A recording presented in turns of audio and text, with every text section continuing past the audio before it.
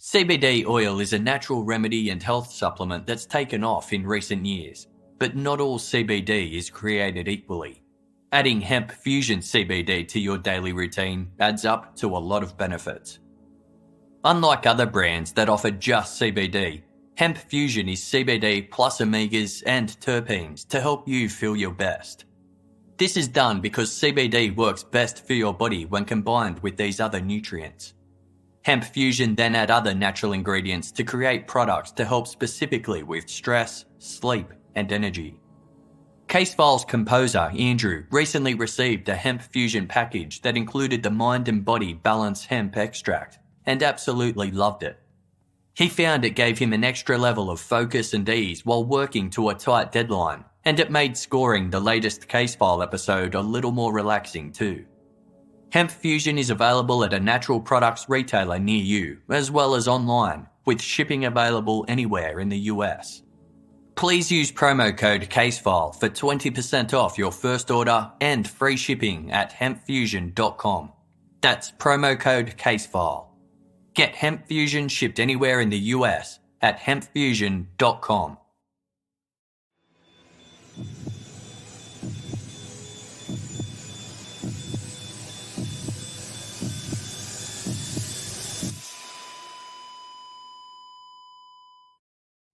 Our episodes deal with serious and often distressing incidents.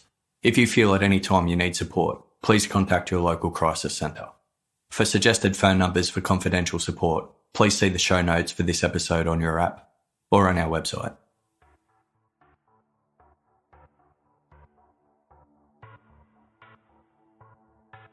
On Sunday, January 10, 1993, 54-year-old pig farmer Ralph Vollmer and his 49-year-old wife Joan returned home from a week-long interstate trip. The couple, who lived in the Victorian country town of Antwerp, had driven 4.5 hours west to attend a 6-day religious convention in the South Australian capital of Adelaide. Ralph, a devout and ardent Christian, had been eager to attend the event, and while Joan didn't share her husband's fervour, she attended church regularly and so agreed to accompany him. The vacation had passed without incident, but shortly after their arrival home, Joan started to behave oddly. She had difficulty concentrating on tasks, would frequently change outfits throughout the day, was restless, and struggled to fall asleep. According to Ralph, as time went on, she also started making peculiar noises and adopting different personas. On one occasion, she acted as though she were a sheep shearer, speaking in a tone and manner consistent with a farmhand. On another, she claimed to be a sex worker while describing the activities she had participated in with supposed clients. It wasn't the first time Ralph had witnessed Joan behaving this way. 2 years earlier, she was hospitalised briefly for mental illness, but had made a fairly quick recovery and had been in good health ever since. Now, it appeared her symptoms were returning. Over the course of the next 2 weeks, they seemed to worsen, particularly at night time.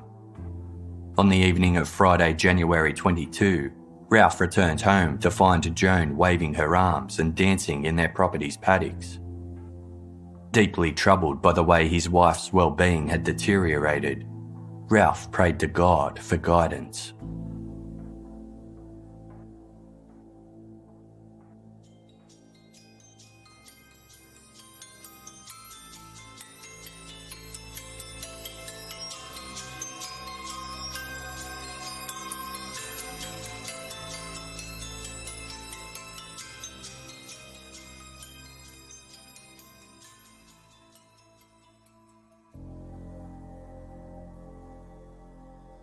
The Wimmera is a regional inland district in Victoria's west, predominantly characterised by dry, flat farmlands and a 278-kilometre intermittent river that bears the same name.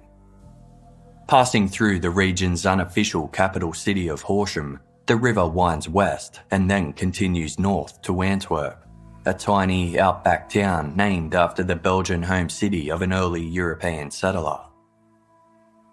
In the 1860s, 2 Protestant missionaries arrived in Antwerp and built a church and mission, where they aimed to convert the local indigenous population. The mission was closed 40 years later due to low congregation numbers, and today stands as a tourist attraction. Towards the end of the 20th century, Antwerp was home to just 63 inhabitants. It had a licensed general store, a rail siding, and a small station where residents could catch a bus to Horsham twice a week. The two-lane Dimboola Rainbow Road carved through the town's sprawling fields, which were dotted by scrubs and eucalyptus trees, and several disused grain silos stood out against the mostly natural landscape. Ralph and Joan Vollmer had moved to Antwerp in the late 1980s, purchasing one of the town's traditional farmsteads where they raised pigs. Born in Germany in 1938, right before the outbreak of World War II, Ralph had emigrated to Australia with his family when he was a teenager. He had completed primary school in Germany, but the move interrupted his education and he never enrolled in secondary school. His family moved to the Melbourne suburb of Caulfield, and his parents both worked in factory production. Eventually, they saved enough money from working overtime to afford a small rural property in Gippsland, a region in the state's southeast. Ralph grew up to be a softly spoken man who found it difficult to trust others and mostly kept to himself, but when he did form friendships, they were extremely strong. He worked as a farmhand and performed odd jobs before meeting his first wife and settling down in the Gippsland town of Yarram. The couple had 2 sons, but Ralph's wife passed away in the mid-1970s and he raised their children by himself. When his sons were grown up, they moved away to start their own families. Ralph remained single until 1986, when he met and fell in love with Joan. Joan Lenora Taylor was a petite woman with short, wavy light brown hair who was typically described as shy, gentle and loving.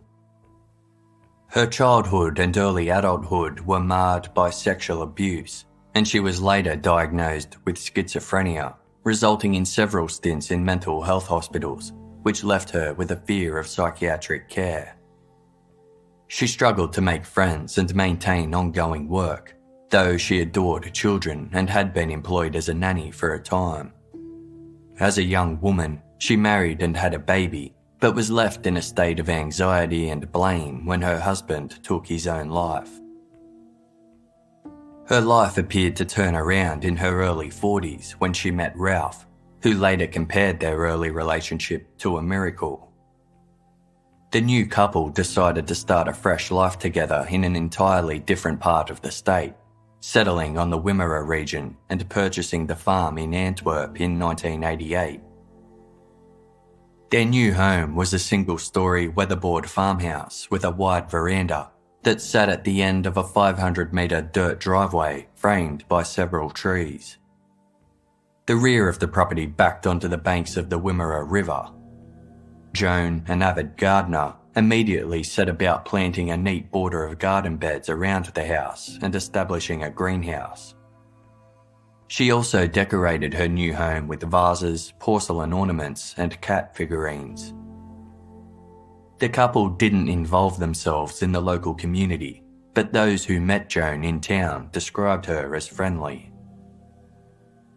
Neither Ralph nor Joan had been religious when they met, but several years into their relationship, they discovered their faith and became Christians.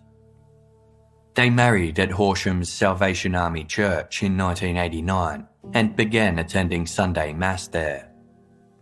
Ralph was a far more impassioned believer compared to his wife, spending his spare time listening to hymns and reading religious texts, while Joan preferred to watch television. She was content to be involved with the church, but, in the words of one local minister, not to be fanatical about it. In contrast, Ralph was eager to learn as much as he could about Christianity. For most of his life, he had only attended church for weddings and funerals, but after converting, he would constantly engage others on the topic, listening enthusiastically to those who claimed a deep knowledge of the Bible.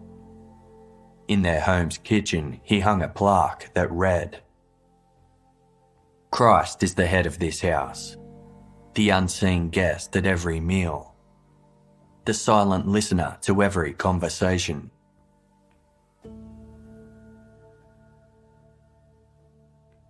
Within 2 years of moving to Antwerp, Joan began exhibiting signs of a mental health crisis.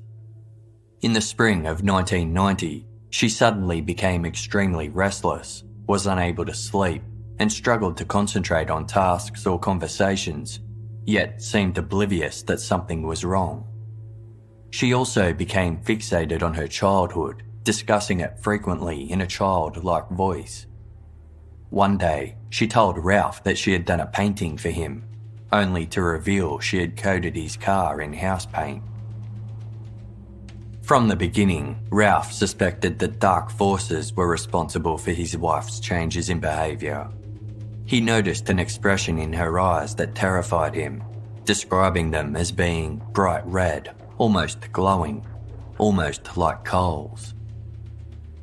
When she was overcome with a fit of rage outside, a frightened Ralph locked himself in their house. He consulted Salvation Army captains at the church the couple attended, seeking guidance on the matter. Rejecting his suggestion there was, quote, an evil presence in Joan, the captains instead offered the couple marriage counselling. Displeased with this response, Ralph scheduled a doctor's appointment for Joan at a medical clinic in the nearby town of Dimboola. The general practitioner concluded that Joan was suffering from mental illness and should be admitted as an involuntary patient to a psychiatric hospital. In late September, she was taken to Lakeside Mental Health Hospital in the regional city of Ballarat, a 3-hour drive southeast from her home. Psychiatrists there diagnosed Joan with anxiety, depression, schizophrenia and hypomania, a mood disorder which can cause increased energy, difficulty concentrating, restlessness and irritability. She remained at the hospital for 3 weeks, and by mid-October her sleep pattern had improved, though it still wasn't back to normal. Upon release, doctors prescribed to Joan an antipsychotic medication called thioridazine, which was then commonly used to treat schizophrenia. They instructed her to take it for 12 months, cautioning her that if she stopped, there was a strong possibility of relapse within the next 2 years. 9 days after Joan's release, she was still struggling with persistent restlessness, so she and Ralph made another doctor's appointment. Although Joan was coherent, the doctor noted she had difficulty remaining seated and expressed that the problem might have been the thioridazine, as agitation was a side effect of the drug. Joan's dosage was halved, and she was also prescribed a second medication to help manage the restlessness. The doctor asked the couple to return in 5 days for a follow-up appointment, but she never saw them again. Joan's continued suffering convinced Ralph that the doctors were unable to help. He suggested to Joan that she submit to deliverance, a form of ministry similar to an exorcism in which an individual is cleansed of evil spirits and demons. Joan refused, telling her husband, "There's nothing wrong with me."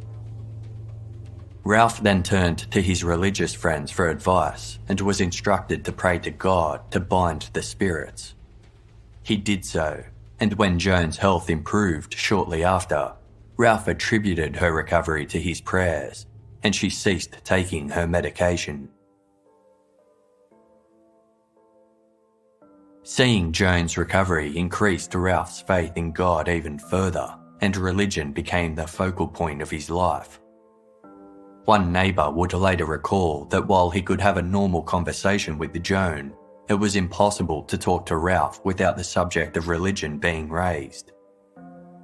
In his quest to find like-minded people, Ralph had become acquainted with a couple named John and Leanne Reichenbach, both aged 30, who had encouraged him to pray for Joan's recovery.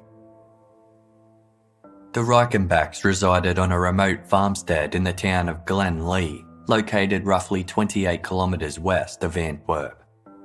They had met through their involvement in the Lutheran faith, with Leanne attending services in a town south of Horsham and John's family being well-regarded elders of another nearby church.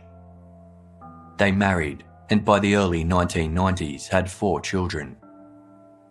Over time, they found themselves increasingly drawn to charismatic Christianity, a fundamentalist movement that emphasises abilities believed to be bestowed by the Holy Spirit, such as speaking in tongues, performing miracles, and being able to heal the sick. During the early 1990s, the charismatic movement was on the rise throughout the Wimmera region, becoming increasingly popular with individuals who had previously practiced more conventional branches of Christianity.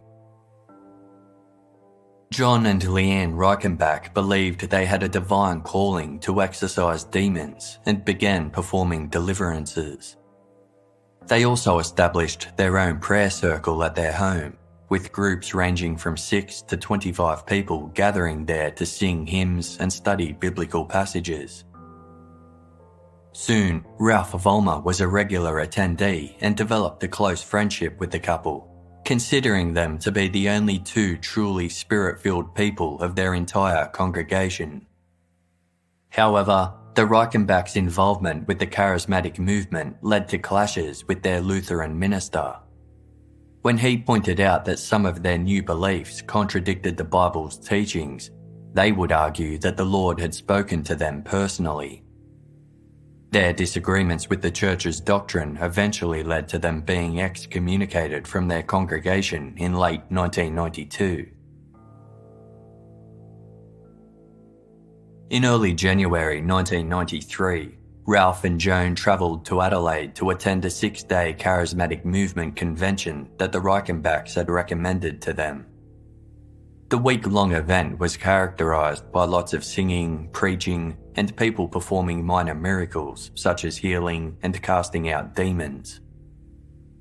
Throughout it all, Joan seemed moody and withdrawn, but the trip passed without any significant incidents. When the couple arrived back home on Sunday, January 10, Joan's manic symptoms returned and quickly worsened. She was once again restless and unable to sleep, and, according to Ralph, would snort like a pig, make aggressive facial expressions that he compared to an angry dog, swear loudly, and speak about lewd activities. Ralph attributed Joan's behaviour to spiritual problems. When he had prayed to bind the evil spirit within her 2 years earlier, he believed he had rendered it ineffective, but failed to cast it out. Now, he suspected it had been reawakened by the strong spiritual atmosphere and nourishment of the convention, and was rebelling against it. Over the next 10 days, Ralph prayed often for guidance, but worried that he was harassing God with concerns that he was already aware of. As a reminder to himself, Ralph painted the words "Stop telling Father your needs" in red paint on an outside wall of the property's pigsty.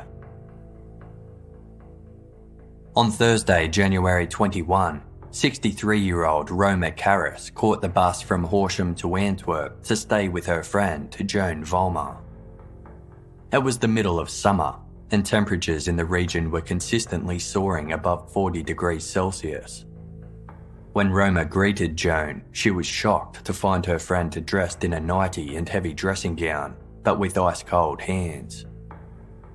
Throughout the visit, Joan restacked crockery, pulled apart flowers from a bouquet Roma had given her, and sang in a peculiar voice that Roma described as lovely, like a nightingale. Roma also observed that Joan's stomach appeared to be swollen. Joan told Roma that she was both expecting a baby and that the swelling was due to a cancerous tumour. She insisted that there were people on the property who wanted to rape her, but when she tried to point them out to her friend, Roma saw nothing. Believing that Joan was heading for, quote, a nervous breakdown, Roma told Ralph of her concerns on the following morning of Friday, January 22, before returning home. That evening, Ralph returned home from shopping to find Joan dancing barefoot in the paddocks while waving her arms and calling out to him.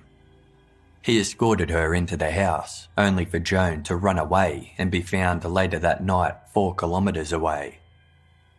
Deeply disturbed, Ralph prayed to God for guidance as to where he should turn for help. Believing he received an answer to reach out to the Reichenbachs, he phoned John and asked him to come over. John arrived at the Vollmer residence at around 11:30 p.m. He and Leanne had participated in as many as 20 deliverances by this time, and upon seeing the state that Joan was in, John quickly deduced that she was a victim of demonic possession. He told Ralph that deliverance was no longer an option, but a necessary action in order to save her soul. Ralph agreed, and the two of them stayed awake all night praying for Joan and reading passages aloud from the Bible. The next morning of Saturday, January 23, Leanne Reichenbach arrived and took her husband's place by Joan's side, while John returned home to the couple's children. She phoned other members of their circle to ask for their guidance and assistance in praying for Joan. At the top of her list was Leah Clugston, a 77-year-old Baptist who resided in the town of Rainbow, 52 kilometres north of Antwerp.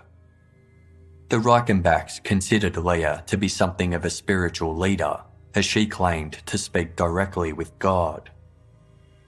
After consulting with Leanne over the telephone, Leah came to the conclusion that Joan was possessed by not 1, but 10 demonic entities, and provided advice on how to expel the evil spirits.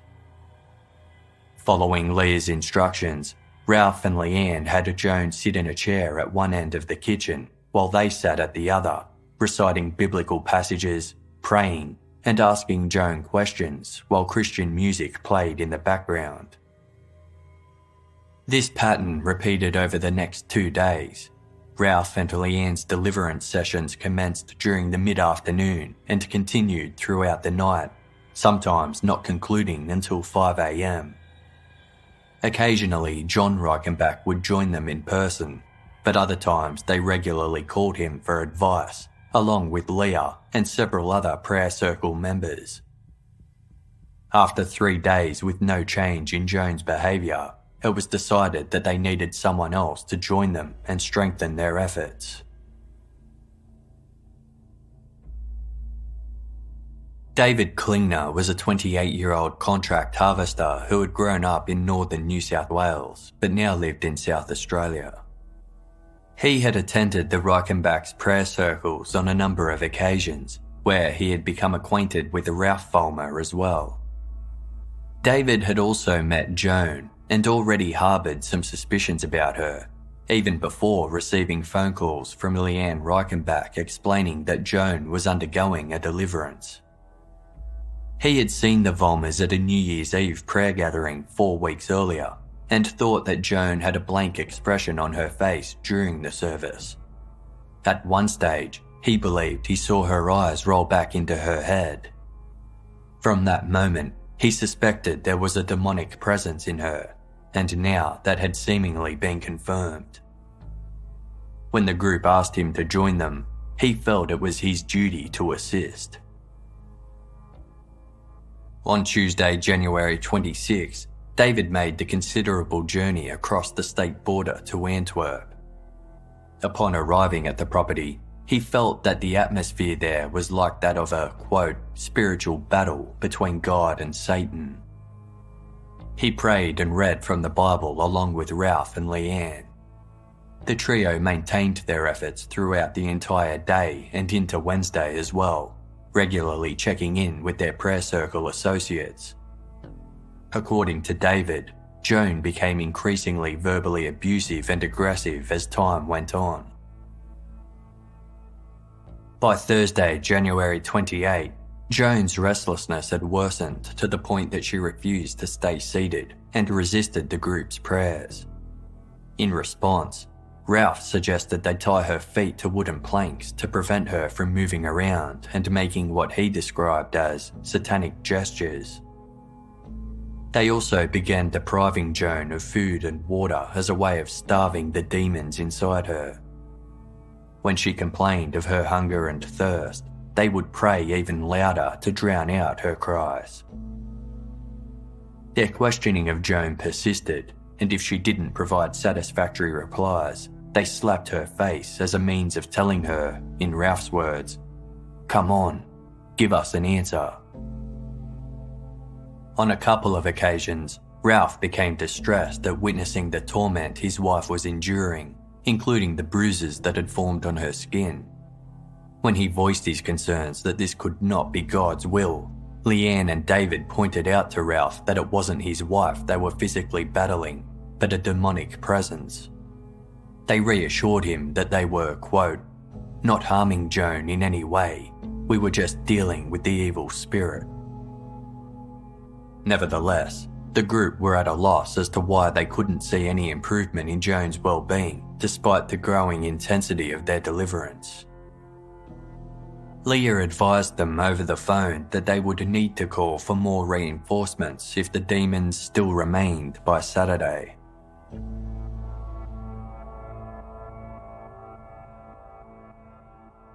Throughout the exorcism, the group had also been consulting fellow prayer circle attendee Kathleen Nuske over the phone. Like Leah Clugston, Kathleen lived in Rainbow and felt it was her obligation to assist with prayers and guidance.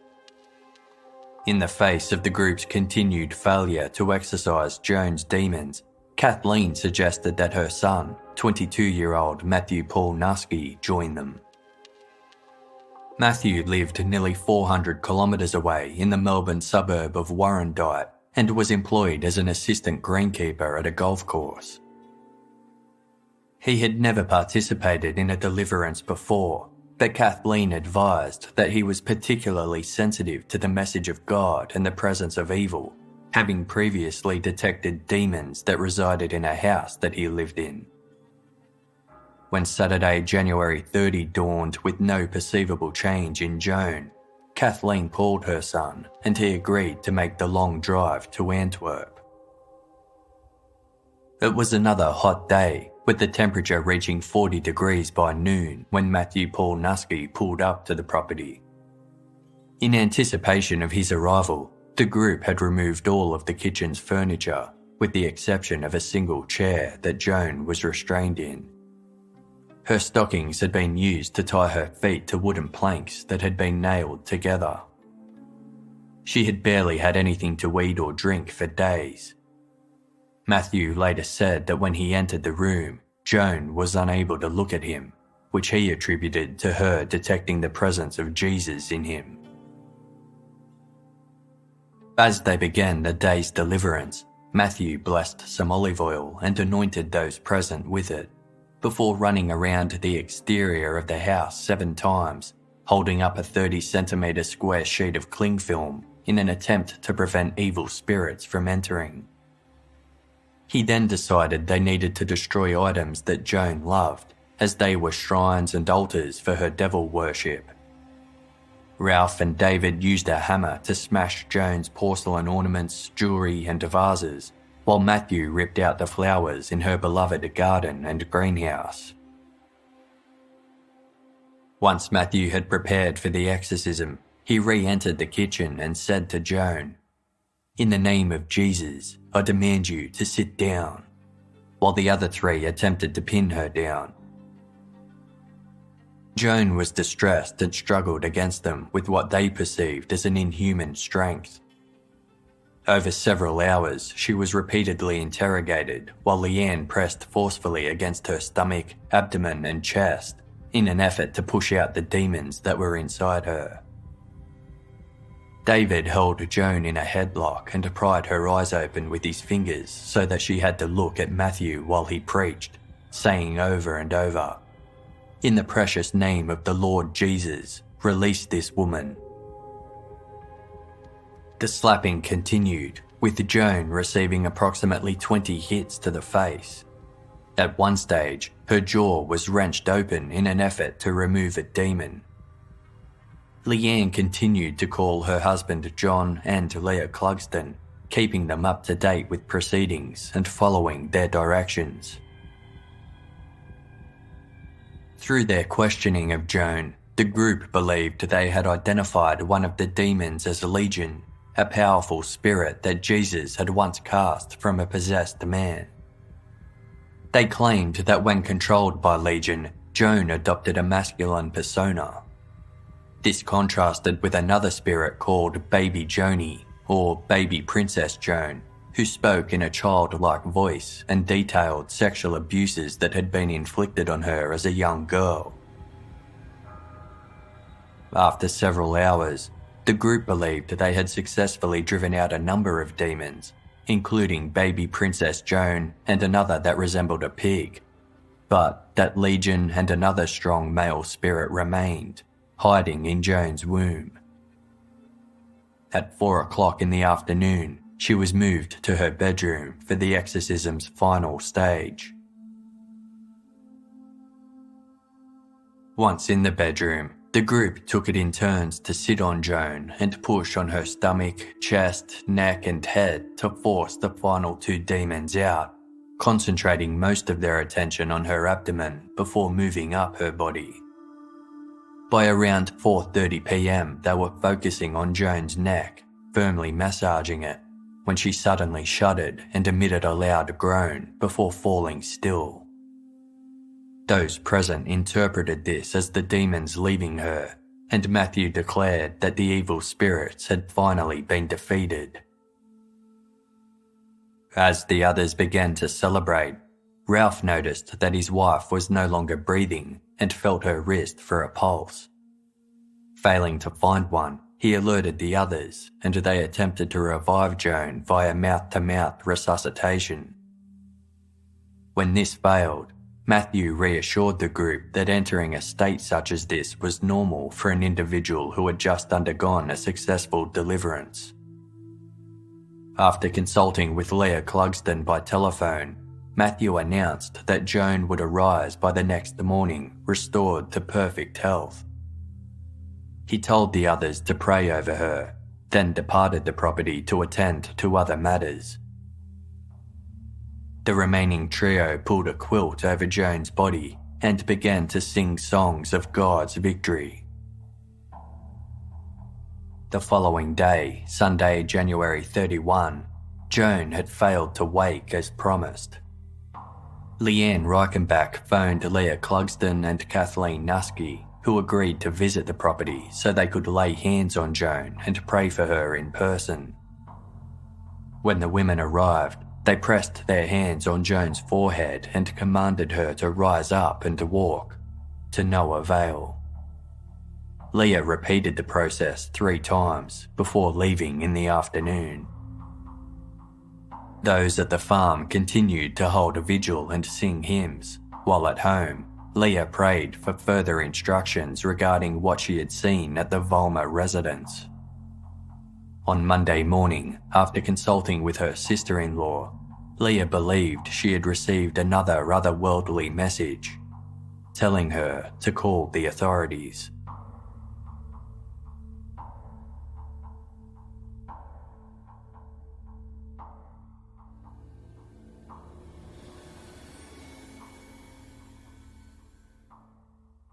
Hiring can be a slow process. That's why more employers are turning to ZipRecruiter. When Cafe Altura's Chief Operating Officer Dylan Miskowitz needed to hire a director of coffee for his organic coffee company, he had trouble finding qualified applicants. Luckily, ZipRecruiter was able to help. ZipRecruiter doesn't depend on candidates finding you, it finds them for you. Its technology identifies people with the right experience and invites them to apply to your job, so you get qualified candidates fast.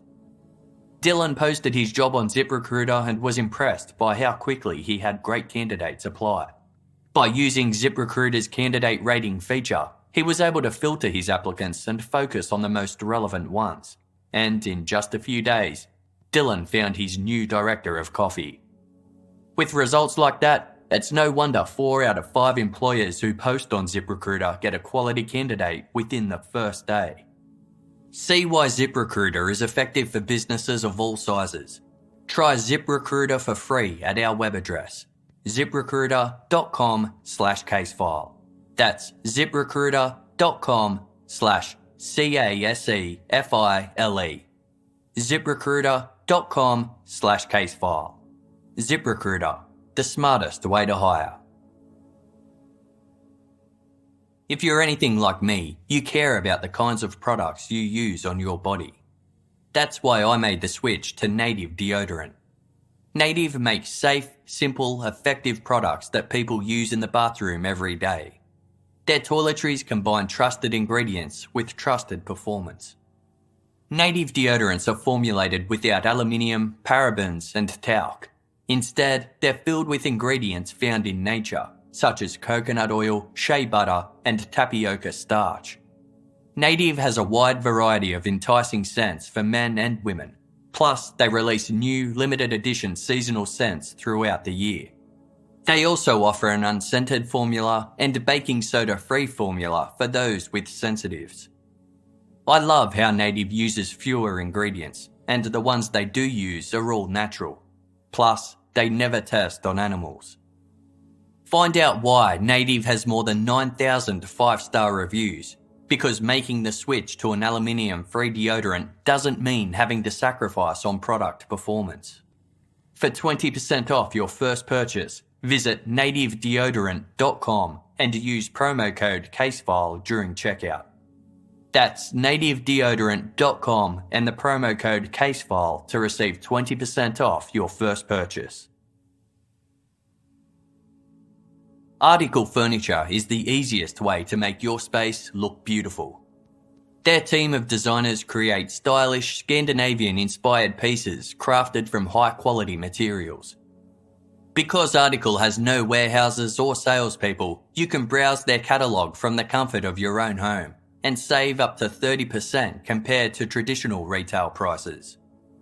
Casefile's composer, Andrew, recently needed some new furnishings for his house and decided to buy some rugs and a throw from Article.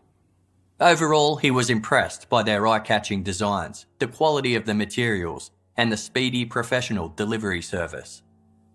Article has fast, flat-rate shipping available across the USA and Canada, starting at just $49, with free basic shipping on orders over $999. Plus, there are additional options for in-room delivery and assembly assistance. All in-stock items are delivered in 2 weeks or less, and there's a 30-day return policy with simple returns and exchanges. Article is offering listeners of Casefile $50 off their first purchase of $100 or more. To claim, visit article.com/casefile and a discount will be automatically applied at checkout. That's article.com/casefile to get $50 off your first purchase of $100 or more.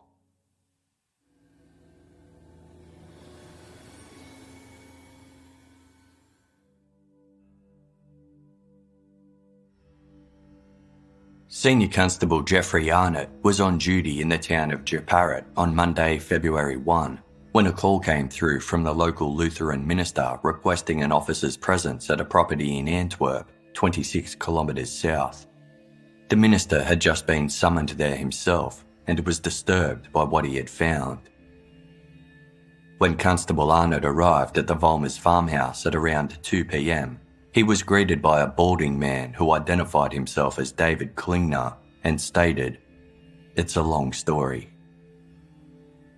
Entering the house, the policeman saw Ralph Vollmer and Leanne Reichenbach seated at the kitchen table, Leanne reading aloud from a Bible and Ralph using a marker to highlight passages relating to resurrection. Continuing down a hallway to the bedroom, Constable Arnott saw a female body with noticeable facial and arm bruising in an advanced state of decomposition lying on the bed. Flies and maggots had gathered on the body, under which there was an enormous stain on the mattress, and a foul odour permeated the room. Constable Arnott estimated the woman had been dead for several days. Upon returning to the kitchen, he saw Ralph still reading his Bible and noticed there was, quote, "a strange atmosphere of calm." Constable Arnott queried Ralph as to whether he would be making funeral arrangements for his wife, but Ralph responded that there wouldn't be a funeral and he was about to witness the greatest miracle, as Joan would soon walk out of the bedroom alive with a completely restored body. Shocked, Constable Arnott made no further comment and called for backup. Ralph returned to reading his Bible.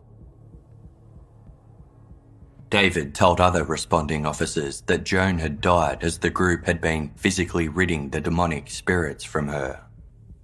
When queried as to how Joan's body had become so bruised, he explained that the demons had given her enormous strength and she had to be forcefully held down. The homicide squad arranged to have the body taken to Melbourne for a post-mortem examination. That afternoon, Ralph, Leanne and David were all taken to Horsham Police Station to be formally questioned. They were interviewed for several hours by local police before homicide squad detectives arrived from Melbourne and commenced the second phase of interviews. In his account, Ralph Vollmer claimed that he had discovered disturbing things about his wife during the exorcism, such as that her parents had sacrificed 2 of their other children at birth and had baptised her in the name of Satan when she was 3 years old. After this alleged baptism, she became known as Baby Princess Joan to those who worshipped Satan. Joan's family, who avoided the public spotlight following her death, denied these claims. Ralph also said that Joan had been very distraught by her admission to Lakeside Mental Health Hospital, so he had made her a promise that she would never have to return to psychiatric care. This had been a factor in seeking divine intervention for his wife instead of medical attention. He stated that his fellow worshippers, Leanne Reichenbach and David Klingner, were more sensitive to the voice of God than he was, so for the most part he followed their lead when it came to extracting information from Joan.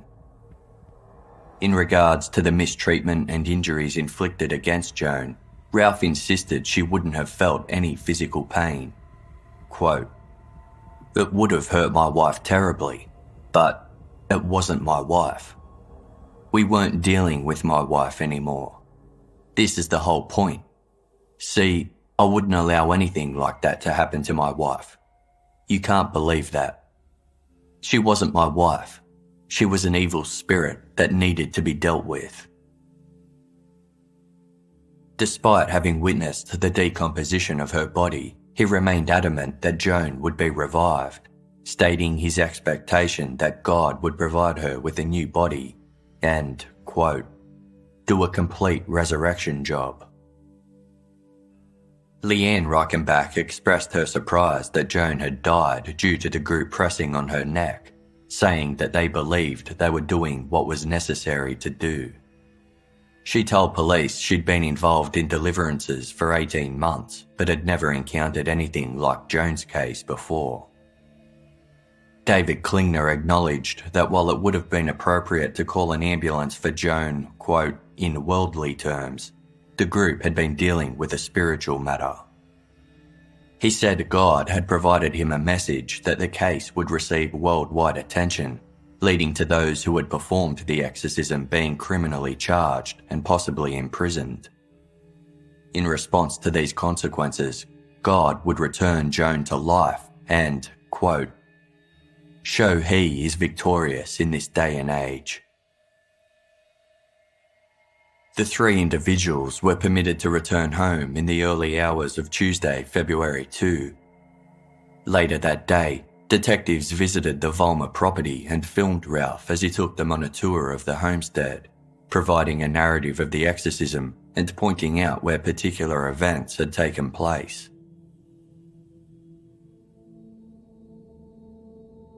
An autopsy determined that the thyroid cartilage in Joan's neck had been fractured due to the amount of pressure that the perpetrators had applied, and she died of cardiac arrest. Within 2 days of police finding her body, both Australian and international media outlets were reporting on the bizarre case. Ralph openly spoke to the journalists who turned up at his property, sharing all of the details about the exorcism. In one newspaper report published on Wednesday, February 3, he described the moment that his wife died. Quote, "There was a great noise of hissing, screaming and groaning. As the noise died down, I looked at her eyes and I saw the light leave them."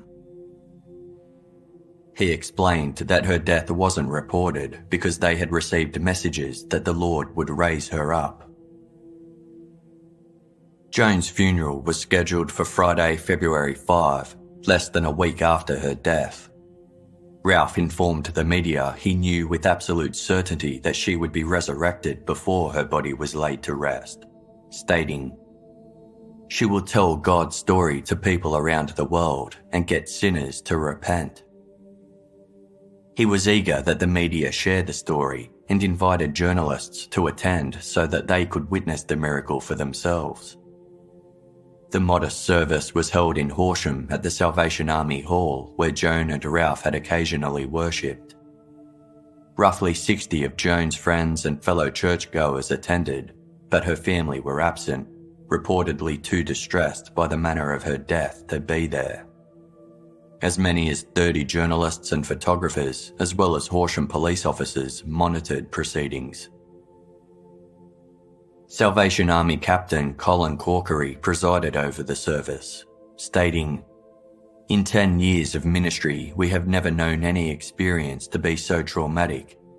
In the 2 years we have known Ralph and Joan, we have known them to be gentle, simple, and caring people." He cautioned against Lone Ranger exorcists who operated outside the bounds of churches. Lorna Keeman, a Salvation Army sister, said Joan's legacy would be that of a happy, caring, loving woman who walked with Jesus. Following the ceremony, the casket was taken to Horsham Cemetery for burial, where curious spectators gathered around the perimeter awaiting the alleged miracle Ralph had promised. After a Bible passage was shared, Joan's coffin was slowly lowered into its grave, and Ralph closed his eyes, tilting his head to the sky to pray. When the casket touched the ground, Ralph began sobbing for the first time, turning to his sons for support as he finally realised Joan was gone. He willingly spoke with reporters after the burial, theorising that perhaps Joan hadn't wanted to return because she loved heaven so much. David Klingner also spoke with the press, stating that he had nothing to hide, and if the police wanted to speak with him again, quote, "Then I guess they'll find me." He revealed that he and John Reichenbach had already performed a deliverance on another woman just 4 days after Joan's death, but this one had been a success. Sometime after the funeral, Ralph moved in with the Reichenbachs, helping out on the couple's farm and taking care of their children, while one of his sons took over the property at Antwerp. The Reichenbachs' prayer circle disbanded, but they and Ralph maintained their faith, regularly attending services at another church in Horsham. Police prepared a report for the coroner, and 3 months after Joan's death, Ralph Vollmer, Leanne Reichenbach, David Klingner and Matthew Nuske were all charged with manslaughter. All 4 received bail and were ordered to face a 3-day committal hearing in September. On Monday, September 13, the 4 defendants, each carrying a Bible, filed into Horsham Magistrates Court. 2 religious experts, a Baptist theologian and a Catholic Church official, gave evidence that while they believed in demonic possession, such cases were rare. An improved understanding of mental health had led them to believe many so-called possessions of the past had been misdiagnosed psychological disorders. Joan's mental health diagnosis 2 years earlier was relayed to the court, and how the Reichenbachs' history with exorcisms had led to them being expelled from their church. On the hearing's second day, Leah Clugston took the stand, telling the court that she had regularly consulted the defendants throughout the exorcism, and while she had never met Joan, God had repeatedly confirmed that she was possessed. Leah stated that after visiting the property on January 31 and laying hands on Joan's deceased body, she alerted the local minister after much prayer on the matter. At various stages, she would shudder and interrupt her own testimony to channel the voice of God, exclaiming, "I'm sorry, that is God speaking. Yes."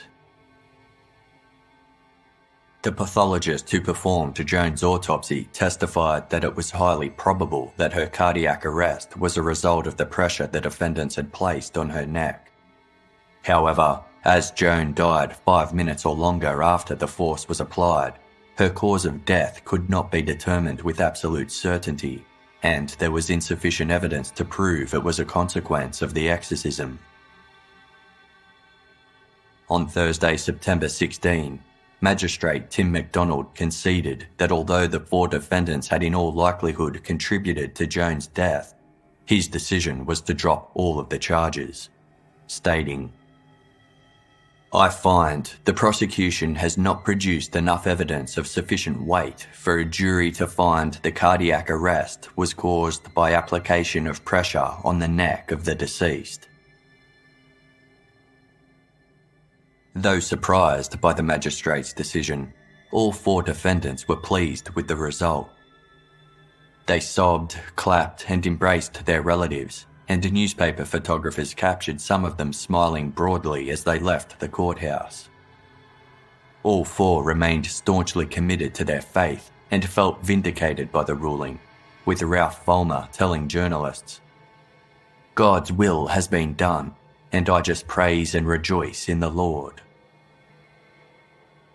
He gave media interviews the following day in which he remarked that God had been on trial, telling Melbourne newspaper The Sunday Age that he disagreed with the finding that he and the others had most likely contributed to Joan's death, but that the magistrate had been as understanding as he could be.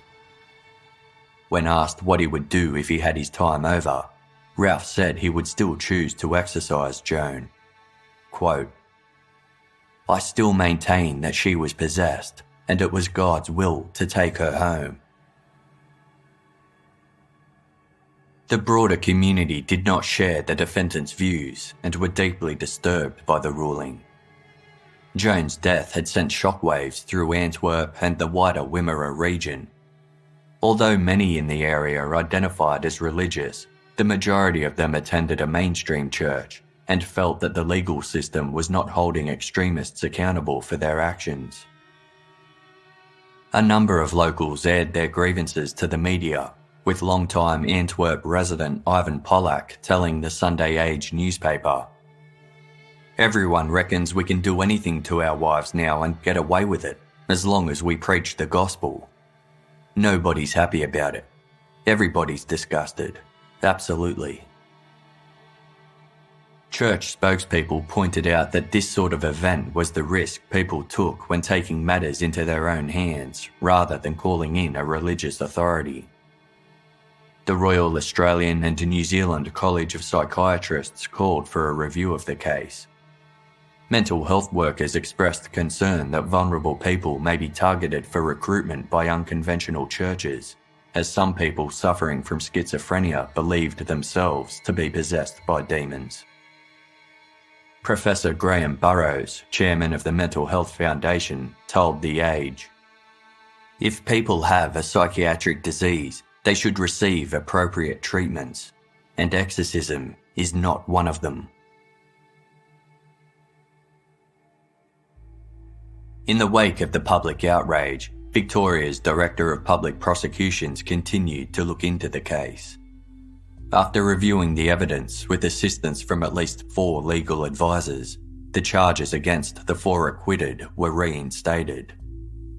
On February 14, 1994, Ralph Vollmer, Leanne Reichenbach, David Klingner and Matthew Nuske were served with notices to stand trial for manslaughter, unlawful imprisonment and recklessly causing serious injury. Though the exorcism of Joan Vollmer had lasted for over a week, the charges only related to their actions between noon and 4:30 p.m. on Saturday, January 30, 1993, the hours leading up to her death. All four entered pleas of not guilty and were granted bail once again. The trial commenced on Monday, October 17, 1994, and was a sensational event for the small single-storey courthouse. A jury of 5 women and 7 men were sworn in, and dozens of journalists and spectators oversaw the proceedings. Rather than dismiss the defendants' beliefs as outlandish, the prosecution's approach was to bring in their own religious experts to testify that the behaviour of the 4 accused did not align with mainstream Christianity. The jury was told about Joan's 1990 diagnosis of anxiety, depression, schizophrenia and hypomania, her decision to cease taking medication, and her subsequent decline after attending the Charismatic Christian Convention 2 years later. The video shot by investigators at the Vollmer property was also shown, revealing the stockings and boards used to restrain Joan, as well as Joan's destroyed belongings and garden. It emerged during the trial that Ralph had not informed Joan's family about her cause of death. Joan's brother-in-law, Neville, who was married to her sister Dorothy, gave evidence about a phone call he'd received from Ralph 3 days after Joan's death, letting them know that an autopsy was being performed. When asked how her death had occurred, Ralph merely said, "She died slowly." The couple were left to learn the details from media reports. A psychiatrist who had treated Joan at Lakeside Mental Health Hospital provided background on her psychiatric history. A senior Catholic official gave evidence that the number of exorcisms performed had significantly declined over the years, likely due to ongoing advances in the mental health field. He also stated that an exorcism typically involved prayer and possibly laying hands on the head of the possessed individual, nothing like the treatment that Joan had been subjected to. Though none of the accused took the stand, Leanne's husband, John Reichenbach, gave evidence. He claimed that Joan had been possessed by multiple spirits and described how she had appeared and behaved when under the influence of the entities he identified as Legion and baby princess Joan. He also asserted that they had known Joan was possessed because she revealed information about the exorcists that she had no way of knowing. When Matthew Nuske had arrived at the farm, Joan said, 22, piss pot, which those present interpreted as a reference to his age and a problem he'd previously had with alcohol. Leah Clugston was also called to testify and again declared God was speaking directly to her, just as she had at the committal hearing. David Klingner's defence attorney told the court that his client would have viewed not participating in the exorcism as, quote, a serious neglect of his duty, while Leanne Reichenbach's lawyer said exorcisms were not unlawful and none of her actions could have led to Joan's death. On Tuesday, October 25, Leanne tendered a letter to the court justifying the group's actions. The letter stated that the group performing the exorcism knew that they were acting in God's will because he gave them confirmation that their actions were proper. Leanne also noted that only God knew why Joan had not been resurrected after her death, and that some good had resulted from the situation because the story had, quote, gone worldwide to highlight the existence of a spiritual realm. Ralph Vollmer's barrister argued that his client was a reasonable person who had turned to his religious community after seeing no improvement in Joan following her release from hospital in 1990. When Joan seemed to recover shortly after Ralph prayed for her to get better, he attributed this to the power of prayer. The defence pointed to references to exorcisms in the Bible, saying their long tradition made demonic possession entirely reasonable to someone of faith. A psychologist called to give evidence about Ralph's personality and character said Ralph trusted the few friends he had implicitly. It had taken him more than a year to accept that his wife was deceased and wouldn't be returning.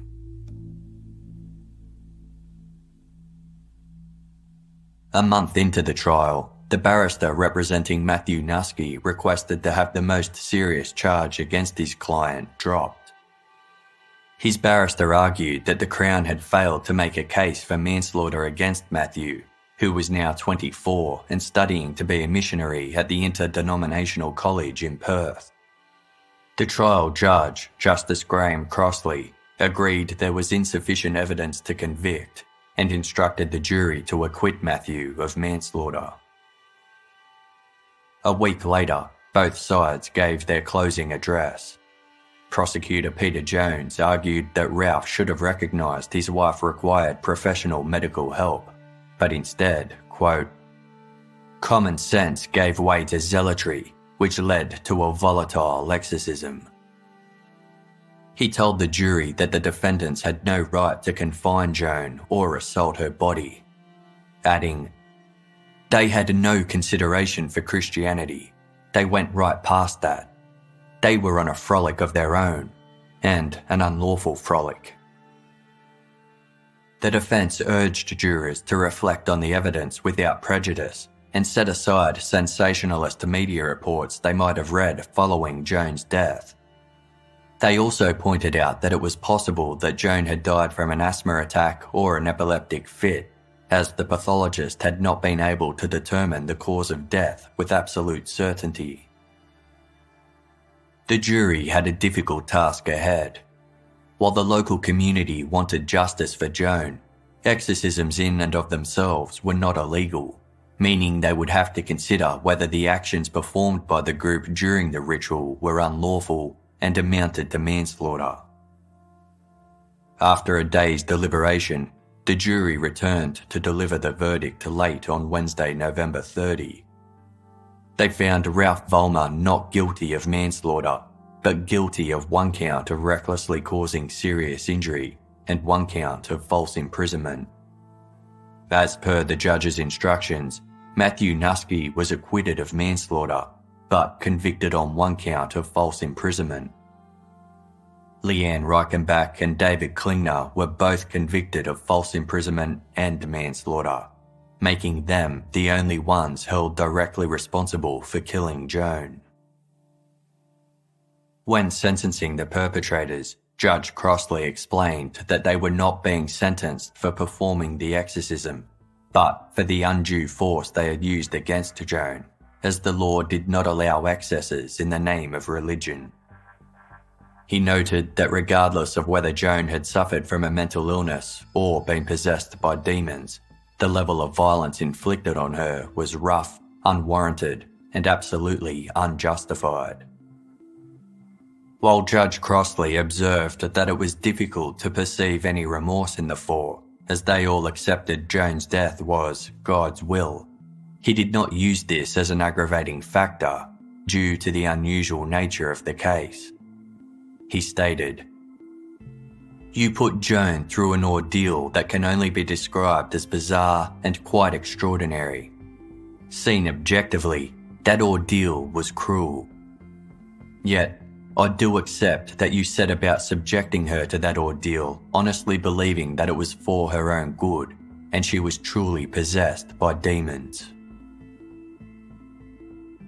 Judge Crossley sentenced Leanne Reichenbach to 2 years in prison, 20 months of which were suspended for 2 years. David Klingner was given 18 months, 15 of which were also suspended for 2 years. Ralph Vollmer was sentenced to 12 months, suspended for 2 years, and Matthew Nuske received 3 months, suspended for 18 months. Of the four, only Leanne and David would serve any prison time. Leanne fought to hold back tears as she was escorted from the courtroom to begin her 4-month sentence. Joan's family had deliberately avoided media attention since her death, but 2 members gave brief statements following the sentencings. One of her sisters, Dorothy, commented that Joan's death had traumatised their family, while another sister, Erin, added that she hoped the ordeal was finally over. Quote, "It's just something we have to put behind us now."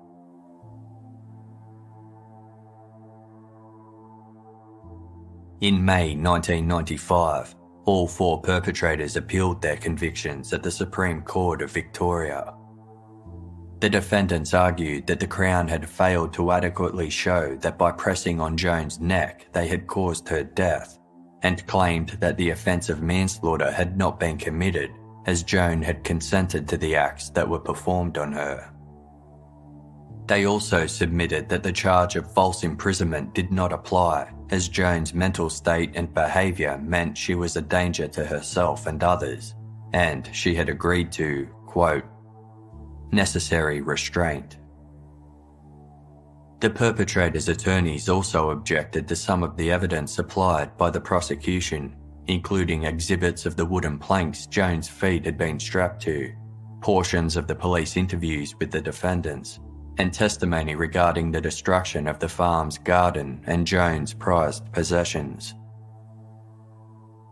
On September 7, 1995, the Supreme Court of Victoria rejected all grounds of appeal and upheld the convictions. Little is known about the perpetrators' lives following their convictions, though all appear to have maintained their faith. Ralph Vollmer eventually married for a 3rd time and left Victoria to live with his new wife in Queensland, selling his and Joan's Antwerp property in 2001. An editorial published in Melbourne newspaper The Age in September 1993 voiced the anxieties felt by much of the public in the wake of Joan's death. It read in part, "Most Australians call themselves Christians, but most would have no doubt that the 4 who tried to exorcise the mentally ill Joan Vollmer were dangerously deluded. How can such medieval thinking persist in the face of modern medicine's ability to diagnose mental disturbance? The Vollmer case demonstrates the darker side of some forms of belief and the dangers of religious certainty. Those who do not question their actions, who carry within them the assurance of divine inspiration at all times, are capable of harm that is as great as it is unknowing." For the past 20 years, the farmhouse where Joan was killed has lain empty. The buyers who purchased it in 2001 never moved in. It sold again in 2013 for just under $87,500, but remained uninhabited. According to an article published in 2016 by news.com.au, breaking into the abandoned residence has become a popular pastime for local teenagers. Ivan Pollack, the Antwerp resident who spoke of the community's disgust in the wake of Joan's death, told reporter Candace Sutton that the house made people feel unsettled. Quote, "It put Antwerp on the map, so to speak. People still talk about what happened in that house." Nearly 60 kilometres south, a simple headstone marks Joan Vollmer's final resting place at Horsham Cemetery. Beneath the rendering of a crucifix and her name are the words, "Always in our hearts. In God's care."